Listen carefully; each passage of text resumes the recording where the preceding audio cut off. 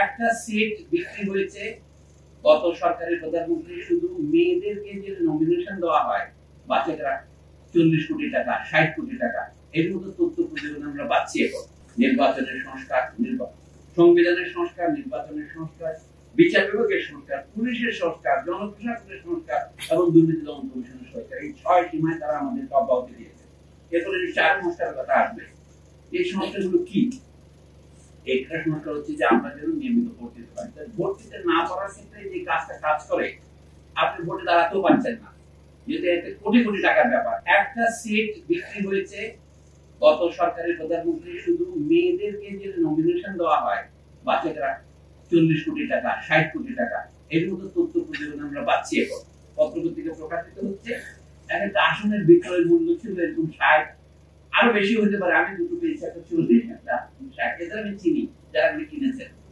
তো এই যে তার মানে নির্বাচন সম্পূর্ণ নস্বাত হয়েছে, এরকম আমাদের নির্ভর করা যাবে না। সব বিপ্লবের লক্ষণ হচ্ছে বিপ্লব কোন ভাবে হবে, টেলিভিশনে ক্যামেরার সামনে হবে কিনা এটা বলা যায় না। এই জন্য এবার যেটা হয়েছে এটার লক্ষণগুলো বিপ্লব আক্রান্ত, কিন্তু আমরা বলছি এটা গণঅভ্যুত্থানের বিপ্লব হয়নি। এটা বিপ্লব হবে কিনা সেটা নির্ভর করছে এই ধরনের মিটিং এর উপর। আমরা যদি চাই, আমরা কি চাই? আমরা যদি ভোটাধিকার চাইও কিন্তু আমাদের সেই ভ্যাট থাকবে, কারণ তাহলে আপনি ভ্যাট করতে জন্য আপনার পার্টিতে ভোট দিচ্ছেন না। আমাদের দেশে যে পরোক্ষ কর বেশি, কর তো দুই প্রকারের হয়। জানেন যে যারা যত ধনী সে তত বেশি কর দেবে, এটা হলো প্রগতিশীল কর বা প্রগ্রেসিভ কর।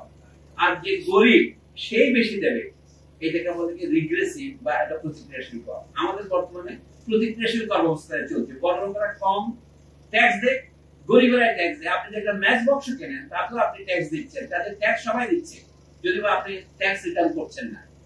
মার্কিন দেশে ট্রাম্পের মতো প্রেসিডেন্ট যে প্রতিশ্রুতি দেয় সেটা হচ্ছে আমি ব্যবসায়ীদের উপর কর কমাবো, কর রেয়াত দেবো, এইটা হচ্ছে তাদের একটা বড় দাবি। আমাদের দেশে মাঝে মাঝে ট্যাক্স হলিডের কথা আছে, বিদেশি কোম্পানিকে বিনা ট্যাক্সে আপনি 5 বছর 10 বছর ব্যবসা করতে দেবেন। এই কাহিনীগুলো আমরা জানি, কিন্তু বর্তমানে সংস্কারের আলোচনার মধ্যে সেটা নেই। যত চাহিদা সমাজের প্রয়োজন তার চেয়ে বেশি নেই।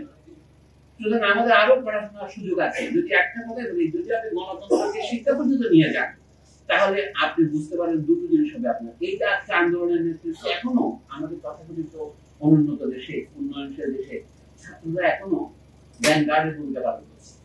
এটা আমরা দেখতে পেলাম। এখন ছাত্ররা যখন জনতার সাথে মিশেছে তখন দেখা গেল একটা ডিক্টেটরশিপের পরিবর্তন হয়েছে। এবং এই ডিক্টেটরশিপের পরিবর্তনের জন্য আর তার পারবে যে টাকা দিচ্ছে।